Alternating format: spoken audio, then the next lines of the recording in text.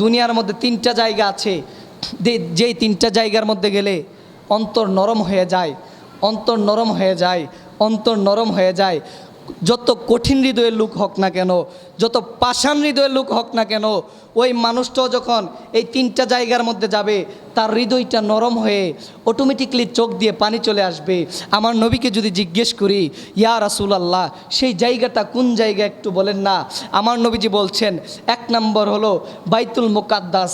যেই ব্যক্তি বাইতুল মুকাদ্দাসের মধ্যে যাবে, বর্তমান যেটা ফিলিস্তিনে অবস্থিত, বাইতুল মুকাদ্দাসে যাবে, আমার আল্লাহ তাআলা অটোমেটিকলি তার অন্তরটাকে নরম করে দিবেন। তার অন্তর নরম হয়ে সে যতই কঠিন হৃদয়ের লোক হোক না কেন, তার অন্তর নরম হয়ে চোখ ঝরে ঝরে পানি পড়বে। দুই নাম্বার হলো খানায়ে কাবা, আমাদের কিবলা, আমাদের কাবা শরীফ। যে কাবা শরীফের মধ্যে গেলে অন্তর নরম হয়ে যায়, অন্তর নরম হয়ে যায়, অন্তর নরম হয়ে যায়। আপনি দেখবেন কাবা শরীফ চোখে দেখার সাথে সাথে বান্দার চোখ দিয়ে পানি চলে আসে। তা কাউকে যদি জিজ্ঞেস করা হয়, তাকে যদি জিজ্ঞেস করা হয়, ও ভাই, আপনি তো কঠিন হৃদয়ের লোক, দুনিয়ার মধ্যে আপনার বাবা মারা গিয়েছে, আপনার চোখ দিয়ে পানি আসে নাই, মা মারা গিয়েছে, চোখ দিয়ে পানি আসে নাই, আপনার আত্মীয় স্বজন মারা গিয়েছে, চোখ দিয়ে পানি আসে নাই, ভাই আজকের দিনে আপনি কাবা শরীফ দেখে কাঁদছেন কেন? তিনি বলবেন, আমাকে আপনাকে হাজিরা বলতে চাই যে আমি কাঁদতে চাই নাই, আমি কাঁদতে চাই নাই। কাবা আমার চোখের সামনে দেখার সাথে সাথে আমার অন্তর গলে গলে নরম হয়ে চোখ দিয়ে অটোমেটিকলি পানি চলে আসলো। সুবহানাল্লাহ। কেন? কারণ আমার নবীর হাদিসই বলছে, কাবার মধ্যে গেলে যত কঠিন হৃদয়ের লোক হোক না কেন, তার অন্তরটা আল্লাহ তাআলা অটোমেটিকলি নরম করে দিবেন। তিন নাম্বার হলো মদিনাতুল মুনাওয়ারা। মদিনাতুল মুনাওয়ারায় গেলে আশিকে রাসূল যারা আছে, আমার নবীর সাচ্চা প্রেমিক যারা আছে, তারা মদিনার সবুজ গম্বুজ চোখে দেখার সাথে সাথেই চোখ দিয়ে পানি চলে আসে, চোখে দেখার সাথে সাথেই চোখ দিয়ে পানি চলে আসে। ওই আশিকে রাসূলকে যদি জিজ্ঞেস করি, ভাই কাঁদলেন কেন? সবুজ গম্বুজ দেখে তো কাঁদার কিছু নাই, সবুজ গম্বুজ দেখে তো কাঁদতে হয় না। তিনি আমাকে আপনাকে বলতে চায় যে এই সবুজ গম্বুজের নিচে আমার নবী শুয়ে আছে। আমরাও আজকের দিনে বলি, ইয়া রাসূলুল্লাহ, ইয়া হাবিব আল্লাহ, ওগো মায়ার নবীজি, আমাদের চোখের সামনে জীবনে একবার হলো সবুজ গম্বুজের দিদার নসিব করে দাও।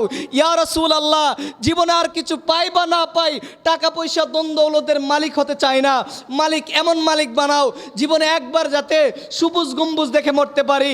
কারণ সবুজ গম্বুজ দেখলে জীবনের গুনাহ মাফ হয়ে যায়, শাফায়াত ওয়াজিব হয়ে যায়। আমার নবীজি বলছেন, যেই ব্যক্তি আমার রওজা জিয়ারত করবে, মানজারা কবরি ওয়াজাবাত লাহু শাফাআত, মানজারা কবরি ওয়াজাবাত লাহু শাফাআতি, যেই ব্যক্তি আমার রওজা জিয়ারত করবে তার জন্য শাফায়াত করা আমি নবীর উপরে ওয়াজিব হয়ে যাবে। আজকের দিনে আমার নবীকে বললাম, ইয়া রাসূলুল্লাহ, ইয়া হাবিবাল্লাহ, ওগো মায়ার নবীজি, জীবনে একবার সবুজ গম্বুজ দেখতে চাই। ইয়া রাসূলুল্লাহ, জীবনে একবার সবুজ গম্বুজে নিয়ে যান। আমাদের মনের কষ্টগুলা দুনিয়ার কেউ বুঝে না, আমাদের মনের কষ্টগুলা দুনিয়ার কেউ দেখে না, আমাদের মনের কষ্টগুলা কাউকে বুঝাতে পারি না। ইয়া রাসূলুল্লাহ, মনের ভিতরে জমানো কথাগুলা কাউকে বলতে পারি না। ইয়া রাসূলুল্লাহ, মনের ভিতরে জমানো কষ্টগুলা কারোর সাথে শেয়ার করতে পারি না। পরিবারের কাছে বললে লানত দিবে, আল্লাহ আত্মীয় স্বজনের কাছে বললে লানত দিবে, বন্ধুদের কাছে বললে লানত দিবে। ইয়া রাসূলুল্লাহ, মনের যত কষ্ট, মনের যত দুঃখ, মনের যত আকাঙ্ক্ষা আছে, সমস্ত কিছু আপনার সবুজ গম্বুজে গিয়ে বলতে চাই। ইয়া রাসূলুল্লাহ, আজকের দিনে আপনার কাছে কিছুই চাই না, শুধু একটা জিনিস চাই। ইয়া রাসূলুল্লাহ, জীবনে একবার হলো সবুজ গম্বুজের দিদার দিয়ে মনের কষ্টগুলা বলার মতো সুযোগ করে দাও। সকলে পড়ি আমিন। এভাবে দোয়া করবেন। সবুজ গম্বুজ এমন একটা জায়গা, এই গম্বুজ আপনি দেখার সাথে সাথে আপনার অন্তর নরম হয়ে যাবে। এটা আমার নবীর হাদিস। অপর এক হাদিসের মধ্যে আসছে, আমার নবীজি বলছেন, তিনটা জিনিস দেখলে চোখের জ্যোতি বেড়ে যায়, চোখের দূরের জ্যোতি বেড়ে যায়। নবীকে জিজ্ঞেস করলাম, ইয়া রাসূলুল্লাহ, কি এমন জিনিস একটু বলেন না। আমার নবী বলছেন, আন নাজরু ইলাল কাবা, তুমি যখন কাবা শরীফের দিকে তাকাবে তোমার চোখের জ্যোতি বেড়ে যাবে, চোখের জ্যোতি বেড়ে যাবে, চোখের মধ্যে নূর তৈরি হবে, চোখের মধ্যে নূর সৃষ্টি হবে, তোমার চোখের যত রোগবালা আছে সমস্ত কিছু চলে যাবে। আন নাজরু ইলাল কাবা, কাবার দিকে তাকালে। দুই নাম্বার, আন নাজরু ইলাল ওয়ালিদাইন, তুমি যদি তোমার মা বাবার দিকে তাকাও, মা বাবার কাবার দিকে যদি ন্যাক শুরুতে ন্যাক নিয়তে তাকাও তাহলে তোমার চোখের জ্যোতি বেড়ে যাবে। 3 নাম্বার আন-নাজরু ইলাল কুরআন, কোনো ব্যক্তি যদি কুরআনের দিকে তাকায়, কুরআনের দিকে তাকিয়ে তাকিয়ে যদি কুরআনের আয়াতগুলা, হরফগুলা, অক্ষরগুলা দেখে, আমার নবীজি বলছেন আল্লাহ তাআলা এই কুরআনের বরকতে, কুরআনের উসিলায় ওই বান্দার চোখের জ্যোতিকে বৃদ্ধি করে দিবেন। সুবহানাল্লাহ। আপনি চোখের ডাক্তার দেখালেন, চোখের জন্য কত কিছু করলেন, আজকে এই মেডিসিন নিয়ে যান, কুরআনের মধ্যে সব আছে। নবীর হাদিস বলছে আপনি যদি চোখের জ্যোতি বাড়াতে চান কুরআনের দিকে তাকান, দেখবেন অটোমেটিকলি আপনার চোখের জ্যোতি বেড়ে যাবে। আপনি যদি চোখের জ্যোতি বাড়াতে চান আপনি মা বাবার দিকে তাকান, চোখের জ্যোতি বেড়ে যাবে। আপনি যদি চোখের জ্যোতি বাড়াতে চান তাহলে কাবার দিকে তাকান, আপনার চোখের জ্যোতি বেড়ে যাবে। সম্মানিত উপস্থিতি, এই কাবার কথা বলছিলাম। আমরা সকলে জানি এই কাবা তৈরি করার পিছনে আদম আলাইহিস সালাতু ওয়াস সালাম থেকে শুরু করে আমার নবী পর্যন্ত সকলেরই হাত আছে। অর্থাৎ যত নবী আল্লাহ পাঠিয়েছেন তার মধ্যে অনেক নবী এই কাবা শরীফ মেরামত করেছেন। সর্বপ্রথম এই কাবা শরীফ তৈরি করেছিলেন বাবা আদম আলাইহিস সালাতু ওয়াস সালাম। আদম আলাইহিস সালাতু ওয়াস সালামের মাধ্যমে কাবা শরীফ তৈরি হয়েছে। সর্বশেষে ইব্রাহিম আলাইহিস সালাতু ওয়াস সালাম যখন দুনিয়ার জমিনে আসলেন, ইব্রাহিম আলাইহিস সালাতু ওয়াস সালামকে আমার আল্লাহ হুকুম করলেন, ও ইব্রাহিম তুমি আমার এই কাবাটা তৈরি করো, তুমি এই কাবা শরীফটারে আবার মেরামত করে সুন্দর করে একটা রূপরেখা তৈরি করে দাও। সম্মানিত উপস্থিতি, মনে রাখবেন এখানে আপনাদেরকে একটা গুরুত্বপূর্ণ তথ্য দিয়ে রাখি। পৃথিবীর মধ্যে যে কাবা শরীফ আছে এই কাবা শরীফের বরাবর 7ম আসমানের উপরে বাইতুল মামুর নামে আমাদের একটা মসজিদ আছে। সুবহানাল্লাহ। হয়তো অনেকে জানেন আবার জানেন না, কিন্তু আজকে জেনে নেন বাইতুল মামুর নামে একটা মসজিদ আছে, সেটা হলো 7 আসমানের উপরে কাবা শরীফের বরাবর, একদম কাবা শরীফের বরাবর বাইতুল মামুর নামের একটা মসজিদ আছে। এই দুনিয়ার কাবাটা হলো মানে দুনিয়াতে যে বর্তমান কাবা, এই কাবাটা হলো বান্দাদের জন্য সিজদার জায়গা, আর বাইতুল মামুর হলো ফেরেশতাদের জন্য সিজদার জায়গা। সুবহানাল্লাহ। ফেরেশতারা ওই কাবার মানে বাইতুল মামুরকে কাবা বানিয়ে সিজদা করে, নামাজ পড়ে, ইবাদত করে। আর আমরা বর্তমানে আমাদের যে কাবা আছে ওই কাবাকে সামনে নিয়ে ইবাদত করি। সম্মানিত উপস্থিতি, ইব্রাহিম আলাইহিস সালাতু ওয়াস সালাম যখন, খুব গুরুত্বপূর্ণ ইনফরমেশন পাবেন এখানে, আপনারা একটু মনোযোগ দিয়ে শুনবেন, আমি কথার চলেই বলতেছি। সম্মানিত উপস্থিতি, ইব্রাহিম আলাইহিস সালাতু ওয়াস সালামকে যখন আল্লাহ হুকুম করলেন, ও ইব্রাহিম আমার কাবাটা তৈরি করো, আল্লাহ তাআলার হুকুমে ইব্রাহিম আলাইহিস সালাতু ওয়াস সালাম কাবা তৈরি করার কাজ শুরু করে দিলেন। শুরু করে দেওয়ার পর ইব্রাহিম আলাইহিস সালাতু ওয়াস সালাম আল্লাহকে বলছেন, মালিক আমি যে কাবা শরীফ তৈরি করব, কাবা শরীফ তৈরি করার জন্য তো ইট বালি সিমেন্ট কংক্রিটের দরকার, কথা বলেন ঠিক কিনা? আমরা যে মসজিদ তৈরি করলাম, মসজিদ তৈরি করতে গিয়ে আমাদের ইট বালি রড সিমেন্ট কত কিছু না দরকার হয়েছে। তো ইব্রাহিম আলাইহিস সালাতু ওয়াস সালামকে আল্লাহ বলছেন, আল্লাহ আমাদের তো এই জিনিস কিছু লাগবে, জান্নাত থেকে পাঠিয়ে দিব তোর জন্য। সুবহানাল্লাহ। যখন জান্নাত থেকে জিনিসপত্র চলে আসলো, আসার পর ইব্রাহিম আলাইহিস সালাতু ওয়াস সালাম বলতেছেন, আল্লাহ আমি ইব্রাহিম তো একা মানুষ এত বড় ঘর তৈরি করতে পারবো? আল্লাহ আমার সাথে একজন সঙ্গী দিলে ভালো হয়, আমার সাথে একজন সঙ্গী দিলে ভালো হয়, যে আমাকে একটু সাহায্য সহযোগিতা করবে, এমন একজন দিলে ভালো হয়। তখন আমার আল্লাহ তাআলা হুকুম করে দিলেন, ইব্রাহিম তোর ছেলে ইসমাইলকে নিয়ে শুরু করে দে। তখন ইব্রাহিম আলাইহিস সালাতু ওয়াস সালাম ইসমাইলকে নিয়ে কাবা শরীফ তৈরি করতে শুরু করে দিলেন। শুরু করে দেওয়ার পরে কাবা শরীফ যখন তৈরি করতে লাগলেন, বর্তমান আমাদের যে কাবা শরীফ আছে, আমাদের এই মসজিদটা একতলা, দেখবেন বর্তমান যে কাবা শরীফ আছে সেটা কিন্তু আমাদের এই মসজিদ থেকে অনেক উঁচা, মানে সেটা আমাদের 2 তলা, সেটা 1 তলা হবে, এত বড় কাবা শরীফ। পৃথিবীর মধ্যে আপনারা যারা গিয়েছেন, হয়তো আমিও যাই নাই, আমি যা শুনছি, যা দেখছি বা কিতাবাদির মধ্যে পড়ে যা বুঝলাম, যে বর্তমান যে কাবা শরীফ আছে ওই কাবা শরীফের উচ্চতা হলো আমাদের 2 তলা বিল্ডিংয়ের সমান বর্তমান কাবা শরীফ, কথা বলেন ঠিক কিনা? সেটা 1 তলা, আমাদের বর্তমানটা হলো 2 তলার সমান। সম্মানিত উপস্থিতি, আমি আপনাদেরকে যেই কথা বলতে চাচ্ছিলাম, আপনি দেখেন এই কাবা শরীফ তৈরি করার রূপরেখা আমার আল্লাহ কিভাবে তৈরি করছেন, আপনি চিন্তা করে অবাক হয়ে যাবেন। ইব্রাহিম আলাইহিস সালাতু ওয়াস সালাম বলছেন, মালিক কাবা শরীফ তৈরি করতে গেলে ইট বালি রড সিমেন্ট লাগবে, এগুলা পাবো কই? আল্লাহ বলে জান্নাত থেকে পাঠিয়ে দিলাম। ইব্রাহিম বলে আল্লাহ সঙ্গী লাগবে, বলে তোমার ছেলেকে নিয়ে শুরু করো, ইসমাইলকে নিয়ে। যখন আস্তে আস্তে কাজ করা শুরু করে দিলেন, কাজ যখন আরম্ভ হয়ে গেল, কাজ করতে করতে ইব্রাহিম নবী যখন উনি আস্তে আস্তে কাজ শুরু করলেন, ওনার কাঁধের মধ্যে পাথর নিয়ে কাবা শরীফ তৈরি করতে শুরু করলেন। উনি হাত দিয়ে যতটুকু লাগাল পাচ্ছেন, যতটুকু উচ্চতায় যাচ্ছেন, ততটুকু পর্যন্ত যখন কাজ শেষ করলেন, তখন ইব্রাহিম আলাইহিসসালাম আল্লাহকে বলছেন, আল্লাহ আমি যতটুকু লম্বা ততটুকু পর্যন্ত তো কাজ শেষ করে ফেললাম, মালিক উপরের কাজ তো বাকি আছে, সেটা করব কিভাবে? তখন আল্লাহ তাআলা বলে, ইব্রাহিম চিন্তা করিস না, আমি সেটার ব্যবস্থাও করে রেখেছি। রাব্বে কারিম সেই দিন জান্নাত থেকে মাকামে ইব্রাহিম নামে একটা পাথর পাঠিয়েছিলেন। আপনারা সকলেই জানেন কি না? মাকামে ইব্রাহিম, যেই মাকামে ইব্রাহিমের মধ্যে আপনি যখন তাওয়াফ করবেন, তাওয়াফ শেষ করে মাকামে ইব্রাহিমকে সামনে নিয়ে 2 রাকাত নামাজ পড়তে হয়। কথা বলুন ঠিক কি না? 2 রাকাত নামাজ পড়তে হয়, নইলে কাবা শরীফের তাওয়াফ হবে। এটা মাকামে ইব্রাহিমকে সম্মান করার জন্য ইব্রাহিম আলাইহিসসালাম কাজ করবে। ওই কাজ করার জন্য রব্বে কারিম জান্নাতি পাথর পাঠিয়ে দিলেন। জান্নাতি পাথর যখন পাঠালেন, দুনিয়ার মধ্যে লিফট কিভাবে আবিষ্কার হলো আপনি চিন্তা করে দেখেন।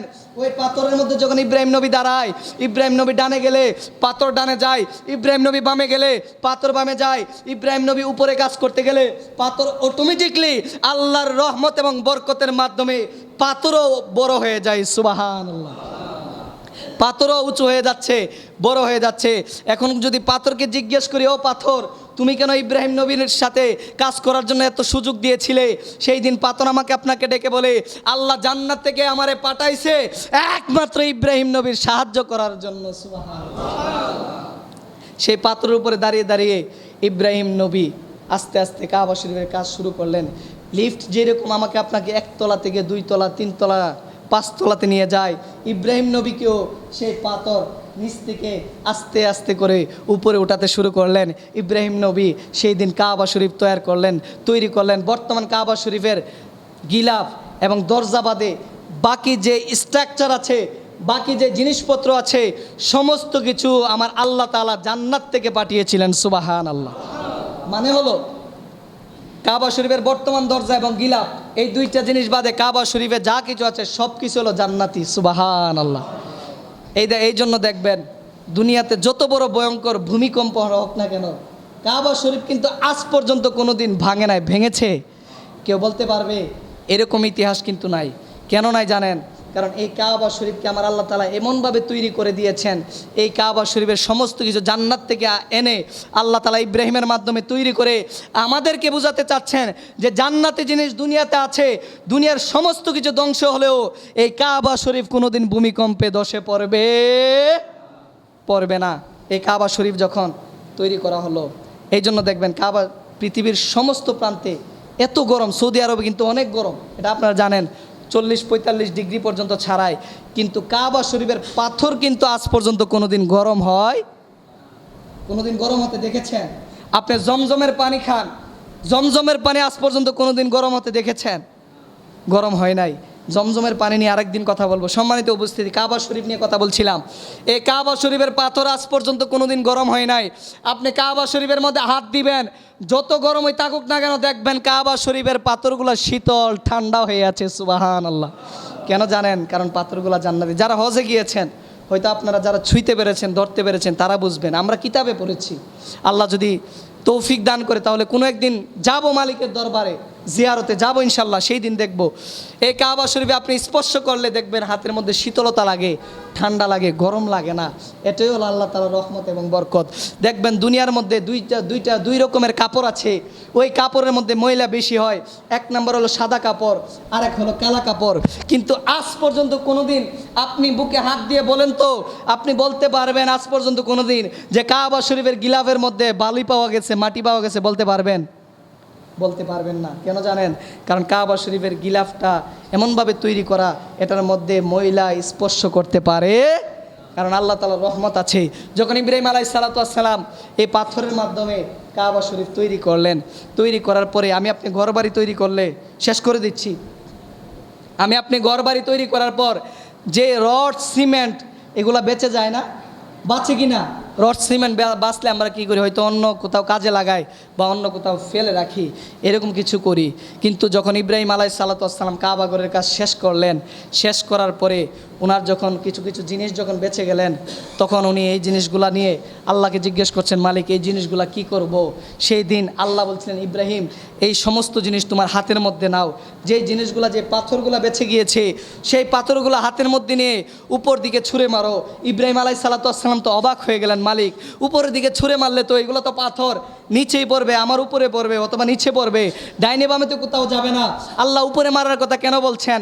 আল্লাহ সেই দিন ইব্রাহিমকে ডেকে বলেছিলেন, ইব্রাহিম কাবাঘর তৈরি করার পরে যেই পাথরগুলা বেঁচে গিয়েছে, ওই পাথরগুলা তুমি উপরের দিকে ডিল মারবে, ডিল ছুঁড়বে। ডিল ছুঁড়ার সাথে সাথে আমি আল্লাহ তাআলা এই পাথরগুলা পৃথিবীর রন্ধ্রে রন্ধ্রে, পৃথিবীর কোনায় কোনায় পৌঁছে দিব। কারণ এখান থেকে যে একটা পাথর পৃথিবীর যেই প্রান্তে পড়বে, ওই প্রান্তে কিয়ামতের আগে হলেও একদিন না একদিন আমি রব্বে কারিম একটা মসজিদ তৈরি করে দিব। সুবহানাল্লাহ। আমাদের এই মসজিদ আপনি যেই জায়গাতে তৈরি করলেন, কিভাবে তৈরি করলেন? এটা আল্লাহ তাআলা আগে সেট করে রেখেছেন। ইব্রাহিম নবী যখন খানায়ে কাবা তৈরি করেছেন, তৈরি করার পরে এই পাথরগুলো হাতে নিয়ে যখন এরকমভাবে ডিল ছুঁড়লেন, ডিল ছুঁড়ার সাথে সাথে পৃথিবীর কানায় কানায়, প্রান্তরে প্রান্তরে গিয়ে পাথরগুলো যেখানে পড়েছে, যেই জায়গায় পড়েছে, ওই জায়গায় কিয়ামতের আগে হলেও একদিন না একদিন মসজিদ তৈরি হবে। আল্লাহু আকবার। যেটা আজকে আমাদের এখানেও হয়েছে। তার মানে বোঝা যায় এই জায়গার মধ্যে পাথর পড়েছিল, ইব্রাহিম নবীর পাথরটা হাজার হাজার বছর আগে। আপনি চিন্তা করে দেখেন, সময় হাজার হাজার বছর আগে ইব্রাহিম নবী পাথর ছুঁড়ে মেরেছিলেন, আর আজকে আমরা 1400 হাজার হাজার বছর পরে এসে এখানে মসজিদ তৈরি করলাম। এই জন্যই আল্লাহর ঘর তৈরি করতে গেলে দুনিয়ার মালিকানার জায়গার মধ্যে আল্লাহর ঘর তৈরি হয়। এখান থেকে একটা মাসালা শিখেন। মাসালাটা হলো এই, দুনিয়ার জায়গার মধ্যে আল্লাহর ঘর তৈরি হবে না। কেন হবে না জানেন? কারণ হলো আল্লাহ তাআলা আগেই সেট করে রেখেছেন কোন জায়গায় মসজিদ হবে।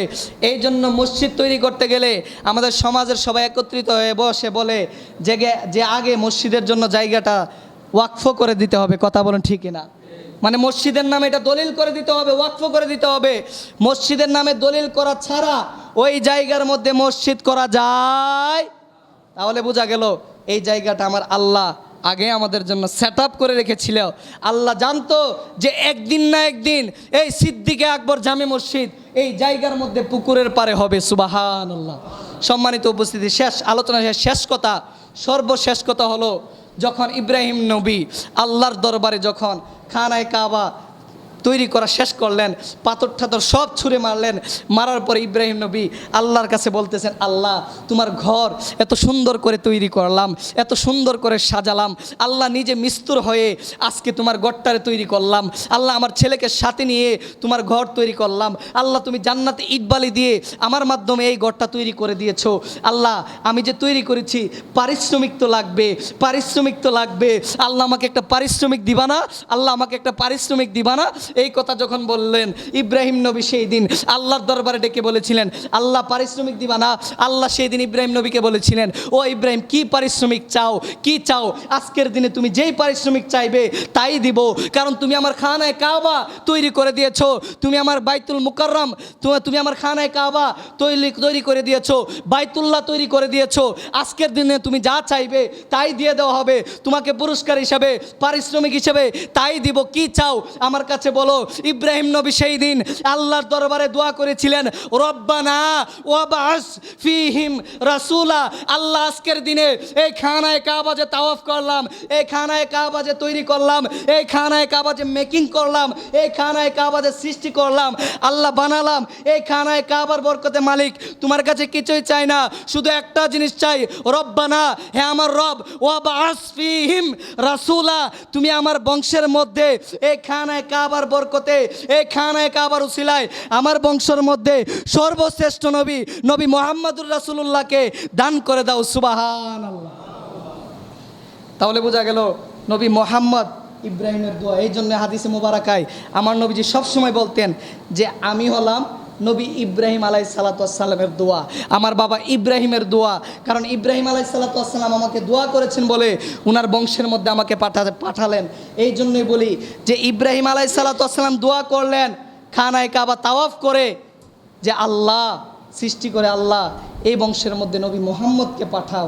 এই জন্যই আমার আল্লাহ তাআলা দয়া করে ওই দিন পারিশ্রমিক হিসাবে ইব্রাহিম নবীকে, আমার নবীকে দান করে দিয়েছিলেন। সুবহানাল্লাহ। আর আজকে আমরা সেই নবীর উম্মত হলাম। কিন্তু নবীকে আদৌ পর্যন্ত চিনতে পারলাম।